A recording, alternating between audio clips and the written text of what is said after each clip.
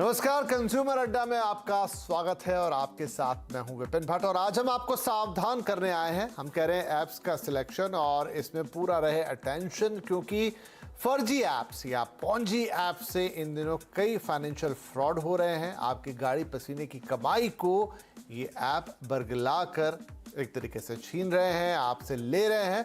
और साथ में एक बात है फाइनेंशियल इन्फ्लुएंसर्स की, जो इन दिनों सोशल मीडिया पर कई सारे सलाहकार आते हैं और आपसे कहते हैं कि यहाँ निवेश करें, वहाँ निवेश करें, इतना पैसा इतने दिन में इतना हो जाएगा। वहाँ पर भी सावधानी की ज़रूरत है। लेकिन आज ये बात क्यों? ये बात इसलिए क्योंकि वित्त मंत्री निर्मला सीतारमण ने हाल ही में इन दोनों ही बड़े मुद्दों पर अहम एक तरह से कहें कि बयान दिया है। और उनके इस बयान के चलते ही आज हम ये बातचीत आपसे करने जा रहे हैं। क्या कहा है उन्हें, पहले आपको ये सुनाते हैं और उसके बाद उसकी कुछ हाइलाइट्स और फिर अपने मेहमानों से करेंगे बातचीत। At this stage, I'm not having any proposal before me for regulating them. But yes, a word of caution is important. If there are 3 or 4 people giving us very objective, good advice, there are 7 others out of 10 who are probably driven by some other considerations. There are also apps which are coming out and reaching out to people saying, we can do this, we can do that, your money will fetch you this much. Many of whom are Ponzi, the apps on which we are working with the ministry concerned, the MeitY ministry, and with the Reserve Bank, and clamping down on them like never before, so that we don't get those Ponzi apps taking away hard-earned money. So social influencers, influential influencers are all out there, but a very strong sense of caution is required in each one of us to make sure that we do double checking, counter checking, talking with people. Don't go as a flock into something because somebody else has gone and you also go without doing your due diligence. We have to be careful. It's our hard worked money. You earned it, you save it, you protect it. तो वित्त मंत्री जी यहाँ पर 2 अहम बातें कह रही हैं कि आपका मेहनत से कमाया हुआ पैसा, पॉन्जी ऐप्स जिन पर वो कह रही हैं कि उनकी सरकार सख्त एक्शन लेने भी जा रही है अलग अलग मंत्रालयों के साथ मिलकर। और साथ ही वो कह रहे हैं कि जो फिंड एडवाइज़र होते हैं, इन्फ्लुएंसर्स होते हैं, फाइनेंशियल इन्फ्लुएंसर्स होते हैं, उनमें से कुछ एक तो ठीक है, लेकिन वहाँ पर भी जब सलाह की बात आती है तो आपको बहुत स्ट्रॉन्ग सेंस ऑफ कॉन्शियसनेस होनी चाहिए कि आप ऐसे हर सलाह पर विश्वास ना कर ले। नजर डालते हैं कि क्या कहना चाह रही है वित्त मंत्री। देखिए, निवेशकों की कमाई छीन रहे हैं कुछ फर्जी ऐप्स। पहले तो वो इस पे इशारा दे रही हैं, ये पॉन्जी ऐप्स या पॉन्जी स्कीम जो है आपको लालच देते हैं। फर्जी ऐप्स को रोकना जरूरी है, उन्होंने ये कहा। ये आपको लालच देने वाले ऐप्स से आपको पैसे को बढ़ाने की बातें करते हैं। पॉन्जी ऐप्स पर शिकंजा कसने की तैयारी भी। उन्होंने ये भी कहा कि अलग अलग मंत्रालयों के साथ मिलकर वो इस पर शिकंजा कसेंगे। निवेशक आकर्षक रिटर्न के बहकावे में ना आए, ये भी वो कह रही है। उन्होंने कहा ना, strong sense of conscious is necessary. बहुत सोच समझकर यहाँ पर आपको डिसीजन लेने होंगे और फाइनेंशियल इन्फ्लुएंसर्स की सलाह से रहें बचकर। अब इसमें एक थोड़ी सी थिन लाइन है। वो कह रही कि 2-3 लोग हो सकता है अच्छी सलाह दे रहे हो, लेकिन 6 से 7 लोग ऐसे होते हैं जिनके मोटिव्स थोड़े से दूसरे होते हैं। 10 में से 4 इन्फ्लुएंसर्स ही अच्छी सलाह देते हैं, ऐसा वित्त मंत्री जी का कहना है।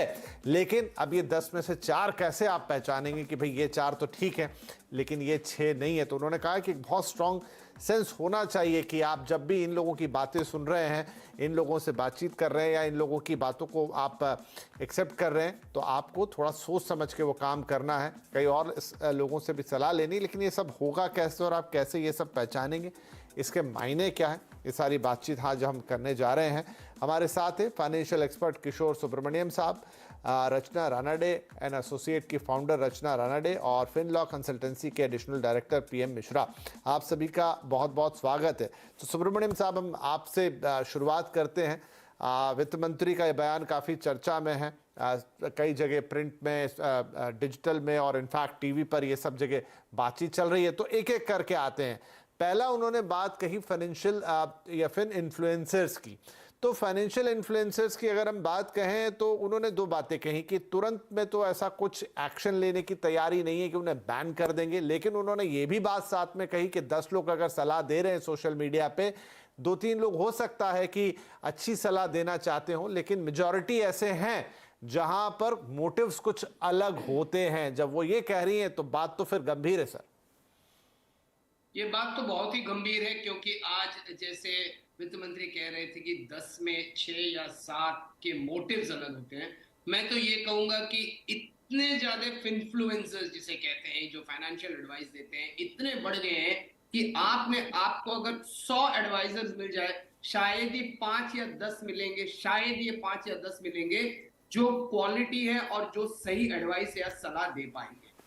इसका 2-3 कारण है। पहले तो फाइनेंशियल जो नॉलेज है उसकी हमारी स्कूल से लेके कॉलेज या कहीं भी सिखाई नहीं जाती है, तो एवरेज इंडिविजुअल के पास ये नॉलेज रहता नहीं है। दूसरी बात, इंडिया में रेगुलेशन थोड़ी वीक है और इसमें ऐसी हो जाती है कि जिसको भी थोड़ी नॉलेज स्टॉक मार्केट में हो या ट्रेडिंग में हो या कमोडिटी में हो, वो एडवाइजर बनने चलता है। तीसरा बात है कि हमारा कोई जुडिशियल जो जिसे कहते हैं स्ट्रिक्टनेस नहीं है, तो हम आसानी से किसी के ऊपर केस या किसी के ऊपर आरोप ठोक नहीं सकते हैं, बल्कि ये कंप्लेंट जरूर रेज कर सकते हैं, मगर जेन्युइन कंप्लेंट्स के लिए टाइम नहीं है हमारे जुडिशियल प्रोसेस में। तो ये बहुत मुश्किल हो जाती है कि फाइंड आउट करना कौन सही है कौन गलत है। सबसे आसान तरीके मेरे हिसाब से ये है कि आप जान पहचान रेफरेंस के थ्रू अगर आपके एडवाइजर्स को चुने, और ना कि सोशल मीडिया में उनके वीडियो या उनकी जो प्रॉमिस होती है कि हम इतने रिटर्न दे देंगे, इतने परसेंटेज रिटर्न दे देंगे, इसके पीछे ना पड़िए।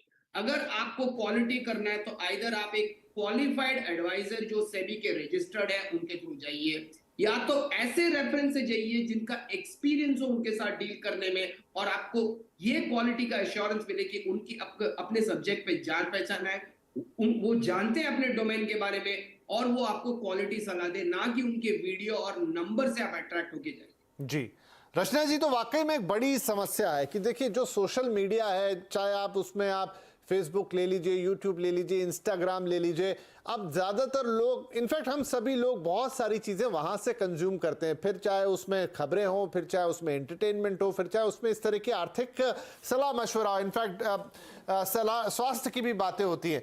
लेकिन ये बात बिल्कुल सही है कि वहाँ पर एक तो कोई फिल्टर नहीं है कि कौन आ रहा है, किस क्वालिफिकेशन से आ रहा है, क्या हैसियत से आ रहा है, उसका पुराना अनुभव कितना है। सबने अपने अपने चैनल खोल लिया, अपना अपना पेज बना लिया, और डेफिनेटली बहुत सारे लोग देखते सुनते हैं तो इन्फ्लुएंस तो हो जाते हैं। अब जैसा यहाँ पर सुब्रमण्यम साहब कह रहे हैं कि हमारे यहाँ कोई उसको लेकर क्लियर डायरेक्टिव या क्लियर लॉ नहीं है, क्या यही चीज़ एक बड़ा प्रॉब्लम है कि इसको लेकर या तो डायरेक्टिव्स होने चाहिए या लॉ होने चाहिए या कोई तो गाइडलाइन होनी चाहिए? सेबी ने बात की है इसके ऊपर, लेकिन अभी वो लेकर आए नहीं है, लेकिन उसके बिना तो ये बड़ा खतरनाक है।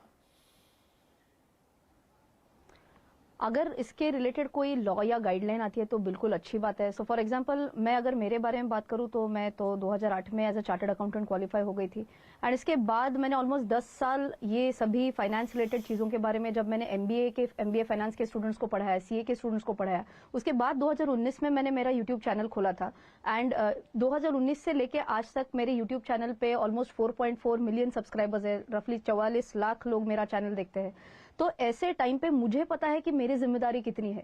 तो जब भी मैं कोई भी फाइनेंशियल प्रोडक्ट के बारे में जब भी बात करती हूँ तो इसमें 2 तरीके की चीजें आ सकती है। एक, मैं खुद रिसर्च करके मुझे जो अच्छा लगता है मैंने उसके ऊपर बात करी। पॉसिबिलिटी नंबर 2 ये हो सकती है कि कोई ब्रांड मेरे पास आता है और बोलता है कि हमारा ये इंश्योरेंस प्रोडक्ट है, या फिर हमारा ये एक म्यूचुअल फंड है जिसके बारे में आप अगर बात करोगे तो सही रहेगा। So as a financial influencer मेरी जिम्मेदारी क्या होगी? तो अगर मैं ये पैसे लेके, अगर मैं ऐसे ब्रांड इंटीग्रेशन करके अगर ये कर रही हूँ तो I have to give enough disclosures. अब डिस्क्लोजर किस तरीके से दे सकते हैं? तो यूट्यूब के यहाँ पे इंक्लूड्स पेड प्रमोशन का एक टिक होता है, तो ये मैं विदाउट फेल करती हूँ जब भी कोई ब्रांड इंटीग्रेशन में लेती हूँ। जब भी मैं कोई लिंक्डइन पोस्ट के थ्रू करती हूँ तो हैशटैग ऐड या फिर जी, एक मिनट, मैं आपको बीच में रोक रहा हूँ, माफी चाहूंगा, 1 मिनट। अब इसके भी 2 हिस्से हैं। आप जब किसी को प्रमोट कर रहे हैं वो तो अपने आप में उस हिसाब से नहीं जानते हैं, उनको तो लगता है कि अच्छा यहाँ कोई एक आदमी सलाह दे रहा है, बढ़िया सलाह दे रहा है, ये कह रहा है 10 के 20 हो जाएंगे। अब वहां रचना रानाडे एक तरफ चली गई जो कह रही है कि 10 के 4 ही हो सकते हैं, या ये 10 के 4 भी होंगे कि नहीं होंगे, लेकिन वहां तो 10 का 20 बताने वाला आ गया और लोगों को लगा ये सही है। और जैसा हम देखते हैं ना, कई बार कहते हैं फेक न्यूज बहुत जल्दी चल जाती है सोशल मीडिया पर, वही हाल इसका है। जी जी जी, तो बिल्कुल सही है। आप बोल रहे हो वैसे क्वालिफिकेशन बार लगाना एक पॉसिबिलिटी हो सकती है, बट टू बी ऑनेस्ट मतलब मेरे जितने भी दोस्त हैं फील्ड में फाइनेंस, वो 25% या 20% या फिर उससे कम भी हो जाएंगे। तो इससे कहीं ना कहीं जो नॉलेज स्प्रेड हो रहा है इसमें एक कहीं ना कहीं एक रोक लग सकती है। तो आई फील कि rather than qualification as a minimum bar, आप ये गाइडलाइन लगाइए कि उन्होंने क्या बोलना चाहिए क्या नहीं बोलना चाहिए, ताकि नॉलेज तो स्प्रेड हो लेकिन अच्छी तरीके से स्प्रेड हो। हाँ नहीं, आपकी बात सही है, लेकिन बड़ी थिन लाइन है, मतलब वो करने में हो पाएगा कि नहीं हो पाएगा, तब तक कितना नुकसान। फॉर एग्जांपल टीवी पे हम सीएनबीसी आवाज एक बिजनेस और रिस्पॉन्सिबिलिटी जीरो, दिक्कत ये है। चलिए मैं मिश्रा जी के पास जाना चाहूंगा। मिश्रा साहब, तो थोड़े दिन पहले हमने एक मामला सुना था, मैं नाम नहीं लेता उनका, लेकिन बड़े हमारे सिनेमा जगत के बड़े कलाकार हैं, उन्होंने कुछ यूट्यूब चैनल खोले थे, वहां पर से इन्वेस्टमेंट की सलाह जा रही थी, बाद में वो चैनल भी बैन हुए, इनफैक्ट उनके खिलाफ भी कार्रवाई हुई। तो इस तरह की तो चीजें होने लग गई हैं कि आपका कहीं, और वो शायद मैं गलत नहीं बता रहा हूं, जितना मुझे याद है तो वो कुछ पर्टिकुलर स्टॉक्स में निवेश की सलाह दी थी जो बाद में उल्टी पड़ गई, उसमें बाद में उनके लिंक्स भी निकले कि आप ऐसे प्रमोट कर रहे थे, वो कर रहे थे। तो देखिए सोशल मीडिया प्लेटफॉर्म पे तो ये खतरा हमेशा रहने वाला है। गाइडलाइंस फिक्स हो, प्री क्वालिफिकेशन के साथ साथ इनके टर्म्स कंडीशन क्लियर हो और उसके ऊपर लॉ एनफोर्समेंट भी हो, तो ये सारी चीजें जो इन्फ्लुएंसर्स हैं, जो इन्फ्लुएंस करते हैं, बाकी इन्फ्लुएंसर्स का कोई भी आता है जिसकी क्वालिफिकेशन कुछ भी होती है और कुछ भी वो बोलते हैं। एक फिल्म स्टार अगर स्टॉक्स के बारे में बोलने लगे तो क्या कहने, और फिर स्टॉक्स वाले फिल्मों के बारे में बताने लगेंगे। तो बातें इन्फ्लुएंसर्स जो हैं उनके वजह से करोड़ों का नुकसान निवेशकों का हो रहा है, इसमें कोई दो राय नहीं। अगर आप इन्फ्लुएंसर हो, रेस्पॉन्सिबली बात करो। अब आप कौन हो जो इन्फ्लुएंसर्स हो? कोई भी नहीं हो सकता, उसके लिए क्वालिफिकेशन होना चाहिए। सच्चाई यही है, सोशल मीडिया में अगर कोई इन्फ्लुएंसर है, अगर आप इन्फ्लुएंसर बनना चाहते हैं और दूसरे कंट्री में ऐसी लाइसेंसिंग की प्रावधान है, बहुत नजदीक कंट्री में है, आप वो कीजिए, इन्वेस्टर्स बचेंगे, गरीब लोगों का पैसा बचेगा। गवर्नमेंट भी इसके लिए ले सकता है, क्योंकि गवर्नमेंट ही है जो सोशल मीडिया के लिए बना सकता है रूल। तब क्या कहना है इस पर जी? मैं भी पढ़ रहा था, तो यूके हुआ, यूएस हुआ, वहां पर कुछ गाइडलाइंस हैं इनके ऊपर।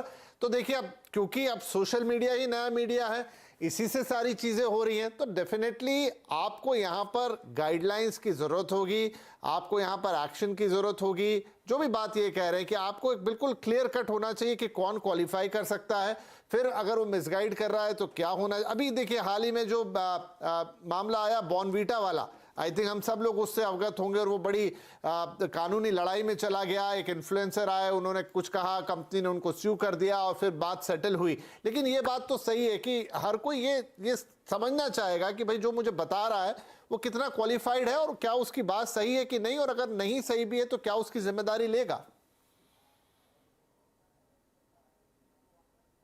आप मेरे से पूछ जी आपसे सर। हाँ, तो मैं इसमें 2-3 चीज थोड़े डिटेल में बताना चाहता हूँ। पहले एक है कि इस देश में हम ये रूल चला रहे हैं कि बायर बिवेयर है होना चाहिए या सेलर बिवेयर। अगर हम सिर्फ सेलर बिवेयर का रूल चलाएंगे तो जो एडवाइस देंगे, जो ये सलाह देंगे, जो सोशल मीडिया जो भी प्लेटफॉर्म में देंगे, आप सिर्फ उनके लिए रूल्स लागू करोगे। ये काफी नहीं होगा, क्योंकि आज सोशल मीडिया का जो कंट्रोल है हर एक मोबाइल में है, और 140-150 करोड़ के पॉपुलेशन में करीबन 80% आदमियों के पास ये मोबाइल है। ये कंट्रोल करना खाली सिर्फ सेलर बिवेयर करके मुश्किल होगा। ये पॉइंट नंबर 1 है। पॉइंट नंबर 2, अगर आप इस प्रॉब्लम को जड़ से निकालना चाहते हो तो आपको स्कूल और कॉलेज में इन्वेस्टमेंट के बारे में या फाइनेंशियल प्लानिंग के बारे में या मनी मैनेजमेंट के बारे में सिखाना पड़ेगा। ये सिखाने से आपका ये एडवांटेज होगा कि सुब्रमण्यम साहब, इसमें तो बहुत टाइम लग जाएगा, तब तक तो पता नहीं कितने लोगों का कितना नुकसान हो जाएगा। हाँ नहीं नुकसान होगा, मगर आप ये समझिए कि अगर वो बात लॉन्ग टर्म में आपकी बात ठीक है, लेकिन हाल फिलहाल क्या? मगर कस्टमर को बिवेयर होना पड़ेगा कि क्या सही है। अगर किसी ने बोल दिया कि आपने 100 रुपया निवेश करना है और आपको 4 महीना में ये 6 महीना में ये 200 होगा, तो ये उनका ग्रीड के कारण भी ये पैसा बन रहा है और डूब रहा है। ये आपको समझना पड़ेगा, क्योंकि पब्लिक कहां पैसा लगाते हैं ये उनके रिटर्न के ग्रीड के कारण से होता है। तो उसको भी रोक लगाने के लिए आपको, जैसे एमपी के एजुकेशन फंड हो या इन्वेस्टर एजुकेशन प्लेटफॉर्म्स हो, वहां आपको इन्वेस्टमेंट्स के बारे में और सिखाना पड़ेगा। जैसे ये एडवर्टाइजमेंट जाती है कि म्यूचुअल फंड सही है, सही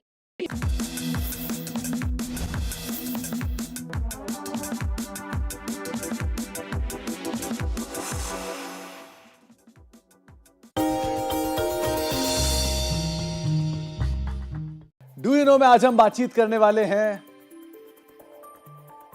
आइशर मोटर्स की। दरअसल कभी अगर आप ताज कोलाबा या आमतौर पे मॉल में घूम रहे होंगे तो आपने एक शॉप देखा होगा या एक आउटलेट देखा होगा गुड अर्थ के नाम से। ये गुड अर्थ जो है ये यूजुअली आपको दिखाई पड़ेगा गिफ्ट आइटम के लिए या वेस्टर्न इंडो वेस्टर्न क्लोथिंग के लिए। दरअसल आइशर मोटर की शुरुआत जब हुई थी तब इस कंपनी का नाम था गुड अर्थ और वहां से कंपनी धीरे धीरे आगे बढ़ना शुरू हुई। आज जो कंपनी के चेयरमैन हैं सिद्धार्थ लाल, उनकी मदर का जो प्रोजेक्ट है उसका नाम है गुड अर्थ और आज भी वो रिटेल आउटलेट्स के तौर पर आप आमतौर पर देखेंगे भी। तो अक्सर मुंबई में, अक्सर किसी हाई प्रोफाइल मार्केट्स में आपको शायद गुड अर्थ के नाम से कुछ प्रोडक्ट बिकते हुए दिखाई पड़े। अब लौटते हैं आइशर मोटर्स के ऊपर। दरअसल आइशर मोटर की शुरुआत 1948 में हुई थी और तब जब ये गुड अर्थ होती थी तब इसका जो कामकाज होता था वो इंपोर्टेड ट्रैक्टर्स को इंपोर्ट करना, उनके पार्ट्स को इंपोर्ट करना, उसे असेंबल करना और उस असेंबल करने के बाद उसको बेचने का काम ये उस समय पर गुड अर्थ का होता था। धीरे धीरे वो गुड अर्थ से आइशर बनी और आइशर से होते हुए आज आइशर मोटर्स आपके सामने है। मेजरली रॉयल एनफील्ड ज़्यादातर प्रोडक्ट आप उसके देखेंगे। लेकिन और इंटरेस्टिंग फैक्ट में एक फैक्ट ये भी है कि 1959 में इस कंपनी ने एक ट्रैक्टर डिवीज़न जो कि जर्मन ट्रैक्टर कंपनी थी, आइशर ट्रैक्टर, उसको मर्ज करने के बाद बनाया और उसके बाद से ट्रैक्टर कारोबार के अंदर प्रोमिनेंटली इंडिया में एक्सपैंड करते हुए दिखाई पड़े। एक और इंटरेस्टिंग फैक्ट ये भी है कि एक समय पर एक कंपनी के 15 अलग अलग बिजनेस होते थे जिसके अंदर ट्रक्स, मोटरसाइकिल्स, कंपोनेंट्स, फुटवेयर और साथ साथ गारमेंट जैसे कुछ अनरिलेटेड बिजनेस भी थे और जिसकी वजह से ये कंपनी काफी मासिव लॉसेस में थी। रॉयल एनफील्ड जो इस कंपनी का सबसे ज्यादा बिकने वाला प्रोडक्ट है वो एक समय पर लॉस में था और करीब करीब 20 करोड़ रुपए के आसपास का लॉस आया था। और एक इंटरेस्टिंग फैक्ट ये भी है कि सन 2000 में एक ऐसा भी समय आया था जब कंपनी के बोर्ड ने डिसाइड किया था कि वो रॉयल एनफील्ड डिवीजन को बंद कर देंगे और उस समय पर सिद्धार्थ लाल साहब ने इस कंपनी को की कमान संभाली। उन्होंने नॉन रिलेटेड 13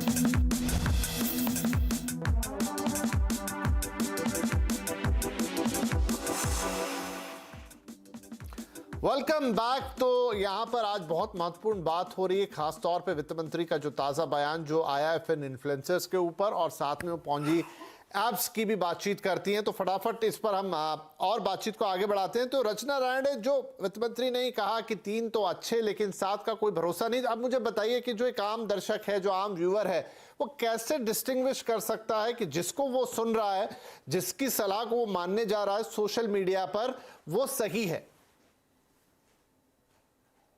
तो मेरे हिसाब से सबसे पहली बात उन्होंने ये देखनी चाहिए कि जो बंदा मुझसे बात कर रहा है, जो बंदी मुझसे बात कर रही है ओवर सोशल मीडिया, क्या वो जो रिटर्न्स बता रहा है किसी भी स्टॉक के बारे में, किसी भी फाइनेंशियल इंस्ट्रूमेंट के बारे में, ये too good to be true लग रहा है क्या मुझे? अगर कोई भी फाइनेंशियल इन्फ्लुएंसर बोल रहा है कि आप इसमें पैसे में निवेश करो, आप इस इंस्ट्रूमेंट में निवेश करो, आपको 40% रिटर्न मिलेगा, 50% मिलेगा, ये तो आपको ही समझ में आना चाहिए कि ये कुछ गलत बात बता रहा है, इसमें कुछ वेस्टेड इंटरेस्ट है इसमें। सो अगर ये too good to be true category है तो यहाँ पे मैंने इस इंसान से बच के रहना चाहिए। शायद इसने कुछ एक कोई एक किसी एक कंपनी से पैसे लेके ये डिस्क्लोज ना करके ये चीज शायद अपने तक बता रहा है. सो जब तक आपको वो जो बंदा बात कर रहा है इसके पीछे लॉजिक लग रहा है, what ever that person is saying, what ever the financial influencer is saying, उसके पीछे कुछ डॉक्यूमेंट्स है कि नहीं है. जब मैं भी किसी भी स्टॉक के बारे में बात करती हूँ, मैं सीधा एनुअल रिपोर्ट्स दिखाती हूँ स्क्रीन पे. तो जब मैं ये सब कर रही हूँ, मैं एविडेंसेस के साथ बता रही हूँ, देन आई थिंक कहीं ना कहीं एक भरोसा बढ़ता है व्यूअर का और मेरा एक रिश्ता और अच्छा बन जाता है कि हाँ ये जो बात करी इसमें कुछ एविडेंस है, ना कि कुछ अपनी मनगढ़ंत कहानियां बता रही है. सो ये दो चीजें भी अगर आप देख रहे हो कि नंबर 1 मैंने बोला जैसे कोई भी अनरियलिस्टिक रिटर्न नहीं है, और नंबर 2 जो भी बातें इन्फ्लुएंसर कर रहा है वो किसी बुनियाद पे है या बेबुनियादी बातें चल रही है. बस आपने इतना भी देखा तो भी I think half work is done. ठीक है, बहुत सारे लोग रचना क्या करते हैं, नंबर ऑफ फॉलोअर्स देखते हैं और उस हिसाब से अपना भरोसा बताते हैं. क्या ये क्राइटेरिया ठीक है? नहीं, बिल्कुल नहीं है. एक्चुअली मैं बोलूँ ना, ये तो मैंने हाँ बोलना चाहिए because I have the highest number of followers in the female. हाँ तो मैंने ये बोलना चाहिए, बट मैं ये नहीं बोलूंगी क्योंकि आपको फॉलोअर्स किसी भी तरीके से मिल सकते हैं. सिर्फ फॉलोअर्स की क्राइटेरिया नहीं होना चाहिए जो आपके साथ बात कर रहा है. हम जो बोलते हैं ना, एक वाइब आती है कि क्या ये मन से एकदम अच्छी तरीके से ओपनली बातें कर रहा है कि नहीं. एंड मैंने बोला वैसे एविडेंस बेस्ड बातें कर रहे हैं कि नहीं. अगर नहीं है तो please don't go only based on followers. आप पैसे दे के आप फॉलोअर्स गूगल एड्स पे कैंपेन्स रन करके आप फॉलोअर्स कमा सकते हो. आप अगर व्यूज पे जा रहे हो तो आप गूगल एड्स पे पैसा स्पेंड करके आप व्यूज भी लेके आ सकते हो. तो ये तो क्राइटेरिया होने ही नहीं चाहिए विश्वास रखने के. तो मैंने जो बताया वही 2 क्राइटेरिया सबसे इंपॉर्टेंट क्राइटेरिया आप मान सकते हैं. चलिए ठीक है, ये दर्शकों को ध्यान रखना चाहिए अगर वो सोशल मीडिया पर कोई फाइनेंशियल सलाह ले रहे हैं. विश्वास साहब, एक जो वित्त मंत्री बोली है वो क्रैकडाउन ऑन पॉन्जी एप्स या पॉन्जी स्कीम, तो है वो खास तौर पे ऐप्स की बात कर रही है क्योंकि जो सोशल मीडिया के जरिए आते हैं. अब अगेन ये भी उतनी बड़ी दिक्कत है, बहुत सारे ऐप्स आके बड़े बड़े दावे कर रहे हैं अब कि ये आप हमारे इसमें निवेश कीजिए. ये नहीं, ये तो सरकार के हाथ में सीधा सीधा वो प्लान भी बताती है कि वो अदर मिनिस्ट्रीज के साथ मिलकर उस पर क्रैकडाउन करेंगी. लेकिन क्या यहाँ भी कुछ और सख्त कानूनों की जरूरत है कि ऐसे ऐप्स बने ही ना, क्योंकि कहीं ना कहीं कोई उन्हें पास कर रहा है, कहीं ना कहीं कोई उन्हें डाल रहा है, कोई प्लेटफॉर्म अलाउ कर रहा है, तभी वो फोन पे दिख रहे हैं. देखिए, आज फराज आप इज कंसर्न, आपको इंडिया में दिखाने के लिए बहुत तरीके हैं. सर्वर्स यूएस में है, कनाडा में है, लंदन में है. आपको अगर बंद करना है, क्योंकि अभी फॉरेक्स ट्रेडिंग से लेके स्टॉक ट्रेडिंग से लेके क्रिप्टो ट्रेडिंग से लेके बहुत तरीके के ऐप आते हैं जो अलग कंट्री में लोग बैठ के उसको चलाते हैं. अगर आपको बंद करना है तो ministry of electronics information technology ही अपनी फ्रेमवर्क लेके, एक टीम लेके अपॉइंट करना पड़ेगा. इस तरीके के आप जो डेली आते हैं उन प्लेटफॉर्म को इनको बैन करना पड़ेगा. That's the easiest way. अगर कोई भी आप आ जाए, कुछ भी दिखा दे. अभी चल रहा है robo trading app. Robo trading, artificial intelligence और रोबोटिक टेक्नोलॉजी आपको यह बताएगी किसमें कितना मुनाफा कमाना है. डबल ट्रिपल, मतलब कोई बेहिसाब पैसा आपके पास आएगा. आप धरती से पूरा आसमान तक जाओगे. इस तरीके की वादे वहां पे हैं. और रही बात, इसमें भी बताना चाहूंगा कि काफी सारे आप, अभी एक आपके ऊपर, एक फॉरेक्स ट्रेडिंग का आपके ऊपर ईडी ने बहुत बड़ी कार्रवाई की. उसमें तो बहुत सारे इन्फ्लुएंसर्स कौन है? क्रिकेटर से लेके फिल्म स्टार तक मासिव ऑनलाइन कैंपेन चल रहा था. तो इसमें जब तक गवर्नमेंट अपनी इंटरेस्ट नहीं दिखाएगी अलग तरीके से, इसके लिए डेडिकेटेड, क्योंकि अभी ऑर्गेनाइज क्राइम इंटरनेट के ऊपर हो रही है. इंटरनेट के ऊपर हो रही है, आगे होगी. अब ये ऑर्गेनाइज क्राइम को रोकने के लिए, ऑर्गेनाइज क्राइम, उसमें बहुत सारे लोग इन्वॉल्व हैं. सर्वर प्रोवाइडर से लेके, डिजाइनर से लेके, जो लोग लेके आ रहे हैं, उसके ऊपर यूपीआई का भी गलत इस्तेमाल यहां पे हो रहा है. तो कितनी बड़ी धांधली हो रही है ये गवर्नमेंट को पता होगा. और इसके लिए वित्त मंत्री ने इस तरीके की स्टेटमेंट दी. और इसको बंद करने का तरीका कोई जटिल नहीं है, काफी आसान है. अगर इस तरीके के आपको डेली ट्रैक किए जाएं, सामान्य दिमाग लगाते हुए पता लग जाएगा कि जिसका मां बाप नहीं है वो आप किसका है. इसको बैन कराइए, पैसा बचेगा. जी, हमारे पास बहुत कॉल्स आते हैं कि देखिए हमें कोई बोला कि इसके ऊपर पैसा लगा दो आप में, अब वो रिटर्न नहीं आ रहा है, और रिटर्न आ भी रहा है. क्रिप्टो करेंसी आप कुछ हैं ऐसे जिसमें आप $100 लगाइए, डेली $100 आएगा. ये बेचारा पहले $100 करके लगाता रहा, उसके वॉलेट में दिखता रहा कि $5,000 आ रहा है, $2,000 आ रहा है। जब वो विड्रॉ करने के लिए जाता है तब सब बंद। तो इस तरीके की बहुत सारे स्कैम ऐप में होता है और गवर्नमेंट इसके ऊपर अगर सख्त होगी और कार्रवाई करेगी, मुझे नहीं लगता ये कोई जटिल काम जी। है। तो बात तो कह रही है कि क्रैकडाउन करने की तैयारी है, ministry of information technology, electronics के साथ मिलकर ये काम हो रहा है, जहां से इनकी ट्रैकिंग हो रही है।